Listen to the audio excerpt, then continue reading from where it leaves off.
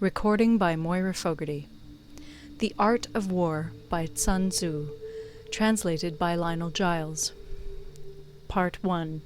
Laying Plans. Sun Tzu said, "The art of war is of vital importance to the state. It is a matter of life and death, a road either to safety or to ruin. Hence it is a subject of inquiry which can on no account be neglected. The art of war, then, is governed by 5 constant factors, to be taken into account in one's deliberations when seeking to determine the conditions obtaining in the field.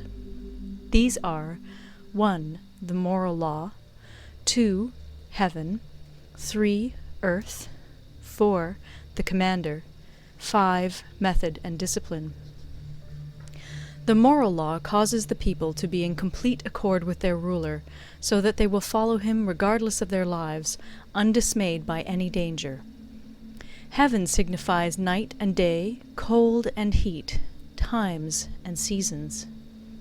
Earth comprises distances, great and small, danger and security, open ground and narrow passes, the chances of life and death. The commander stands for the virtues of wisdom, sincerity, benevolence, courage, and strictness. By method and discipline are to be understood the marshalling of the army in its proper subdivisions, the graduations of rank among the officers, the maintenance of roads by which supplies may reach the army, and the control of military expenditure. These 5 heads should be familiar to every general. He who knows them will be victorious. He who knows them not will fail. Therefore, in your deliberations, when seeking to determine the military conditions, let them be made the basis of a comparison in this wise. 1. Which of the 2 sovereigns is imbued with the moral law? 2. Which of the 2 generals has most ability? 3. With whom lie the advantages derived from heaven and earth? 4. On which side is discipline most rigorously enforced? 5. Which army is stronger? 6. On which side are officers and men more highly trained? 7. In which army is there the greater constancy both in reward and punishment? By means of these 7 considerations I can forecast victory or defeat. The general that hearkens to my counsel and acts upon it will conquer. Let such a one be retained in command. The general that hearkens not to my counsel nor acts upon it will suffer defeat. Let such a one be dismissed. While heeding the profit of my counsel, avail yourself also of any helpful circumstances over and beyond the ordinary rules. According as circumstances are favorable, one should modify one's plans. All warfare is based on deception. Hence, when able to attack, we must seem unable. When using our forces, we must seem inactive. When we are near, we must make the enemy believe we are far away. When far away, we must make him believe we are near. Hold out baits to entice the enemy. Feign disorder and crush him. If he is secure at all points, be prepared for him. If he is in superior strength, evade him. If your opponent is of choleric temper, seek to irritate him. Pretend to be weak, that he may grow arrogant. If he is taking his ease, give him no rest. If his forces are united, separate them. Attack him where he is unprepared. Appear where you are not expected. These military devices, leading to victory, must not be divulged beforehand. Now the general who wins a battle makes many calculations in his temple ere the battle is fought. The general who loses a battle makes but few calculations beforehand. Thus do many calculations lead to victory, and few calculations to defeat. How much more no calculation at all? It is by attention to this point that I can foresee who is likely to win or lose. End of Part 1.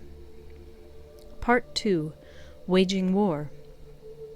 Sun Tzu said, "In the operations of war, where there are in the field 1,000 swift chariots, as many heavy chariots, and 100,000 mail-clad soldiers, with provisions enough to carry them 1,000 li, the expenditure at home and at the front, including entertainment of guests, small items such as glue and paint, and sums spent on chariots and armour, will reach the total of 1,000 ounces of silver per day.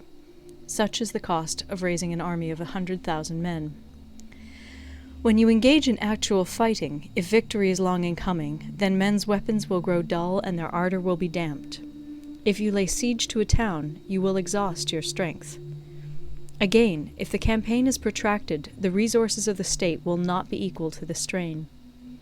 Now, when your weapons are dulled, your ardor damped, your strength exhausted, and your treasure spent, other chieftains will spring up to take advantage of your extremity.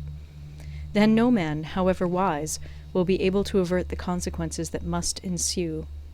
Thus, though we have heard of stupid haste in war, cleverness has never been seen associated with long delays.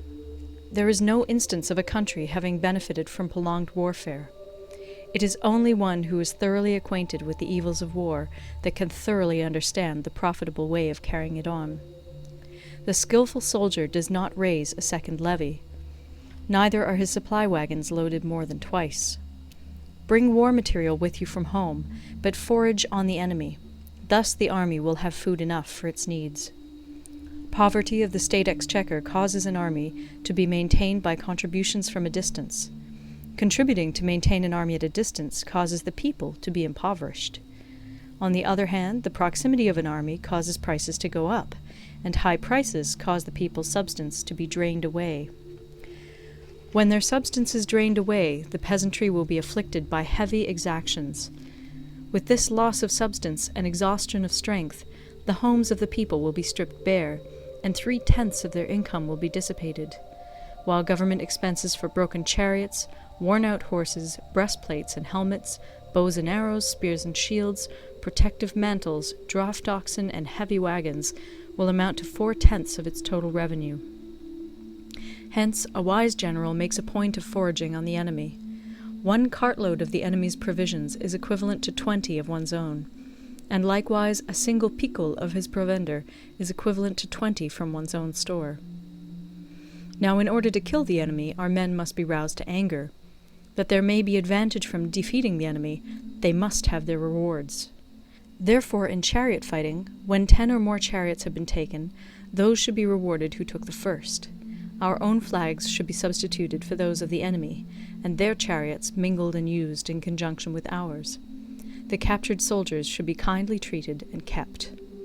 This is called using the conquered foe to augment one's own strength. In war, then, let your great object be victory, not lengthy campaigns. Thus it may be known that the leader of armies is the arbiter of the people's fate, the man on whom it depends whether the nation shall be in peace or in peril. End of Part 2. Recorded in Toronto, Ontario by Moira Fogarty, October 2006.